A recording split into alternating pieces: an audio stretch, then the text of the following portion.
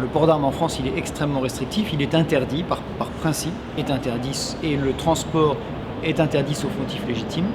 Le port d'armes, il est sanctionné en France par 5 ans de prison. En principe, nul ne peut porter une arme en France. Il y a des dérogations à ce principe. Ce sont les membres des forces de l'ordre, évidemment, qui ont l'autorisation de port d'armes par le Code de la Défense ou par le Code de la Sécurité intérieure. Il y a pour les citoyens la possibilité d'obtenir une autorisation de port d'armes par le ministère de l'Intérieur. Ces autorisations sont exceptionnelles, elles sont extrêmement limitées. Il y a quelques personnes qui ont obtenu ce type d'autorisation, qui sont des personnes menacées dans leur vie au quotidien.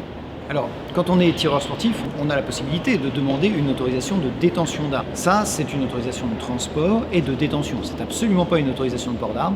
C'est une très lourde responsabilité que de porter une arme létale, de pouvoir déployer la force létale sur quelqu'un. Donc, pour pouvoir avoir le droit de porter une arme, il faut justifier d'être parfaitement formé, parfaitement équilibré, de connaître la loi et d'en avoir la nécessité. Alors, vous me direz aujourd'hui, n'importe quel citoyen a la nécessité de se défendre et de se protéger contre des attaques de style guérilla, celles que nous avons connues le 13 novembre. C'est vrai et ce n'est pas vrai. Assurer la sécurité des citoyens, c'est un pouvoir régalien de l'État, et l'État estime qu'il est en charge de notre sécurité et qu'il assure cette sécurité aujourd'hui. La détention licite d'armes n'a absolument rien à voir avec le trafic.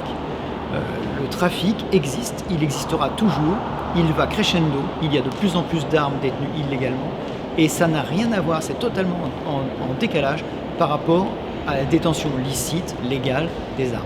Et vous avez bien vu dans l'ensemble des homicides actuels à Marseille, dans les attaques terroristes récentes, les armes qui sont utilisées sont des armes de guerre, tirant en rafale, de catégorie A, qui sont de toute façon impossibles à acquérir en France avec une autorisation de détention. Donc le CCW, ce que font les Américains en autorisant certains citoyens à être armés, me semble parfaitement intelligent. Pourquoi ? Parce que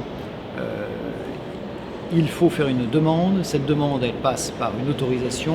Lorsque l'autorisation est donnée, il y a une formation juridique, formation pratique au tir et validation par un psychologue ou par un psychiatre de l'état psychique de la personne. Donc c'est un ensemble de garanties qui permet effectivement d'accorder la confiance aux citoyens et de lui donner une arme. Ça fait plus de citoyens armés, donc plus d'insécurité pour le délinquant. C'est intéressant, c'est intelligent, mais ça vient avec la culture américaine. En France, le français, le citoyen français ne s'estime pas collaborateur constant du service public. Il ne faut pas raisonner en prenant l'exemple des États-Unis, ou alors il faut le prendre complètement. C'est-à-dire qu'il faut que les citoyens français adoptent le comportement des Américains sur le plan de l'amour de leur nation et de la capacité qu'ils auraient à faire le don de soi, c'est-à-dire à faire le sacrifice ultime pour sauver leur pays. Et ça, je ne suis pas certain que les citoyens français en soient capables ou prêts.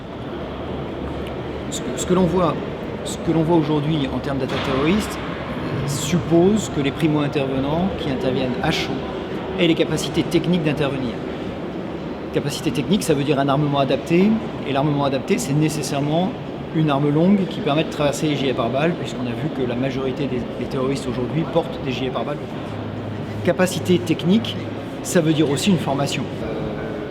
Il n'est pas imaginable, à mon sens, de permettre à des gardiens de la paix d'avoir des armes en 5,56, donc des armes qui sont profondément dangereuses en utilisation urbaine, sans avoir la formation adaptée. Aujourd'hui, le vrai souci, c'est celui-ci. C'est la formation des policiers et des gendarmes, à la fois la formation juridique, la formation pratique, la formation continue. Tout cela pose des grosses questions, parce qu'aujourd'hui, les gendarmes qui assurent notre sécurité, ils tirent 20 cartouches par an.